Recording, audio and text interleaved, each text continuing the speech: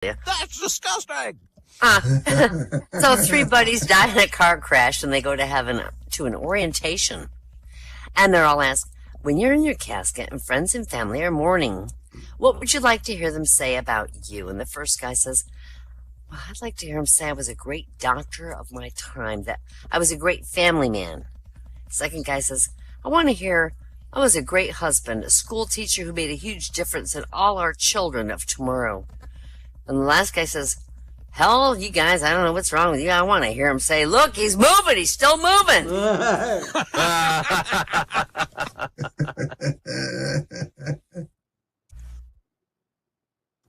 4 friends spend weeks planning a perfect desert camping and riding trip. And 2 days before the group's going to leave, Rob's wife puts her foot down and says, you're not going. And Rob's friends are all pissed off, but what can they do? So 2 days later, the 3 go to the camping site, and there's Rob. He's sitting there. He's got his tent set up already. He's got firewood. He's got supper cooking on the fire. They're like, damn, man, how the hell, how long you been here? How did you talk your wife into letting you go? And so he says, well, been here since yesterday. Yesterday evening, I'm sitting in my chair. My wife comes up, and she puts her hands over my eyes and goes, guess who? So I pulled her hands off, and she's wearing a brand new see-through nightie. She took my hand, took me to the bedroom. Room had 24 candles and rose petals all over the bed. On the bed, she got some handcuffs and ropes, and she told me to tie and cuff her to the bed, and I did. And then she said, now you can do whatever you want. So here I am. So now, here I am. Oh, that's terrible. I know. 3 women, they left separately after a really late night out drinking together. Guinness, till the early hours of the day. They met the next day for an early pint, and they compared notes about who got the most drunk. And the first girl says, I think I was the drunkest. I drove straight home, walked in the house. Soon as I got through the door, I blew chunks. And the other second girl goes, you think that was drunk? I got in my car. I drove out of the parking lot. I wrapped my car around the first tree I saw. I didn't even have insurance. Third girl says, I was drunker than y'all. I got home in a big fight with my husband, knocked a candle over, burned the whole fucking house down. And they all looked at each other. And the first girl says, look, ladies, I don't think you understand. When I said I blew Chunks, you didn't understand. Chunks is my dog. Oh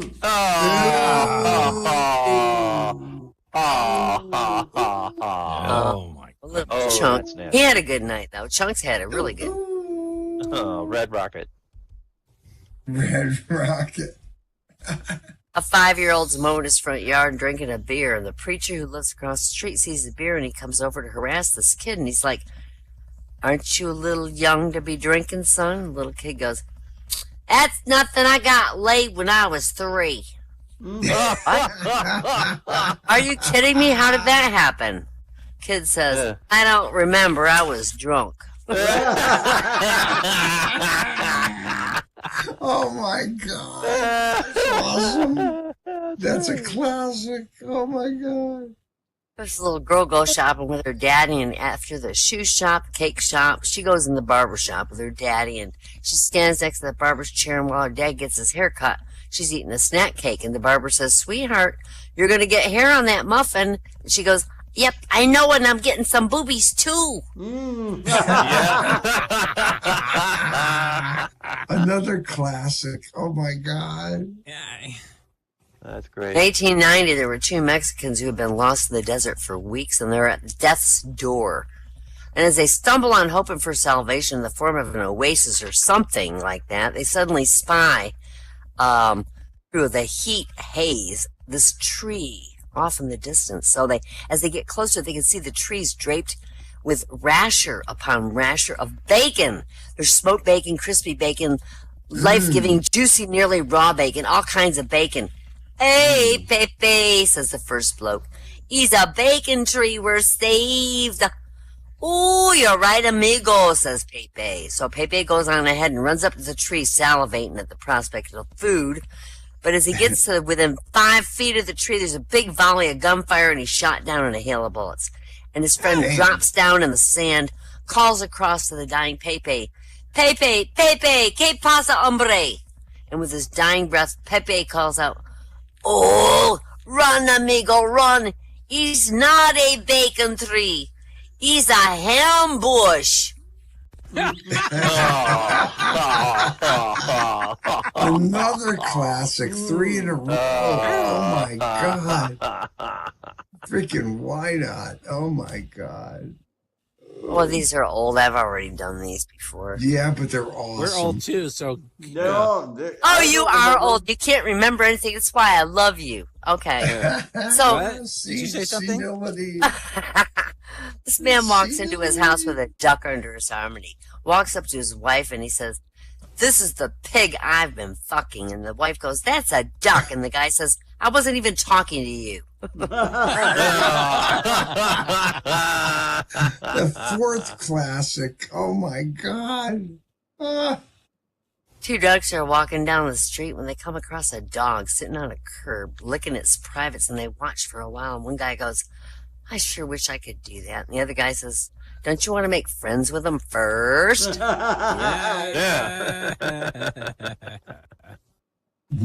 I love this. This reminds me of Gomer Pyle, or what is it? Andy and Mayberry. What's his name? All right, the local sheriff's looking for a deputy. So Gomer, who's not exactly the sharpest nail in the bucket, he went in to try for the job. And the sheriff says, "All right, Gomer, what is 1 and 1?" And Gomer says, 11.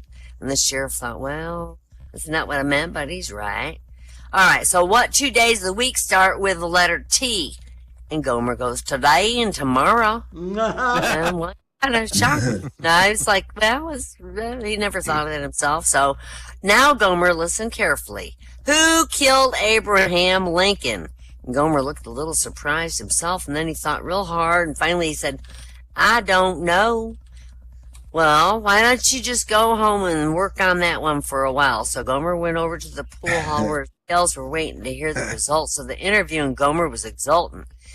He says, "It went great. First day on the job, and I'm already working on a murder case." Oh. That's great. 5 in a row. Did you hear Cher's joining Spice Girls? Huh? Huh?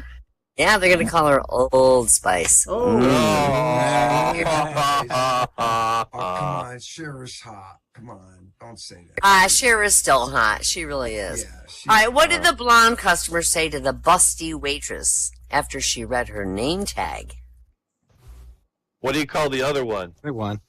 What did you name the other one? Debbie, that's cute. What'd you name the other one? Oh, you got it. Well, I'm not Endora, so I won't cuss you out for saying my punchline. Oh, Okay, did you hear about the plastic surgeon who totally removed a woman's buttocks? It was a disaster. Disaster. Disaster. Oh. Yeah, a construction worker accidentally cuts off one of his ears with an electric saw, and he calls to the guy working on the street, "Hey, can you see my ear down there?" And the guy on the street picks up the ear and yells back, "Is this it?" "No," says the construction worker. "Mine had a pencil behind it."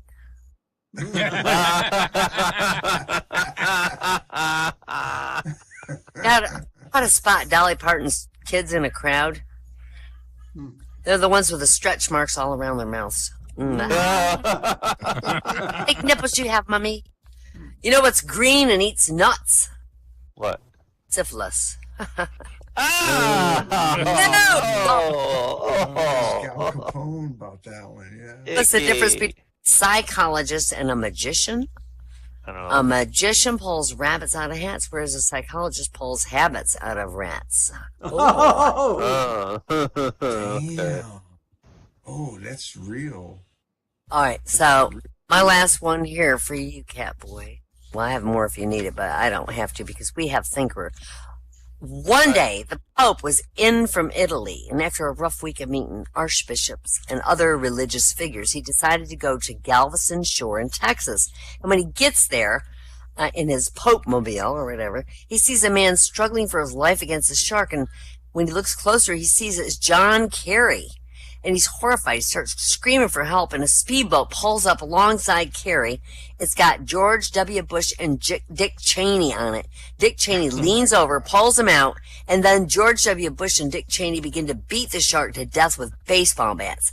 And the two men see the Pope and land the boat on the beach. And the Pope says, "Oh, I know that there's been a lot of attention, a lot of strife in this election, but I can see you two men respect each other and would help each other in their hour of need. You've got my blessings." The Pope packs off and drives out of sight, and Bush goes, who is that? That was the Pope, Mr. President. He's all-knowing and in touch with God, the leader of the Catholic Church, says Cheney. And Bush says, well, that's all neat, fine, but he doesn't know anything about shark fishing. How is that bait holding up?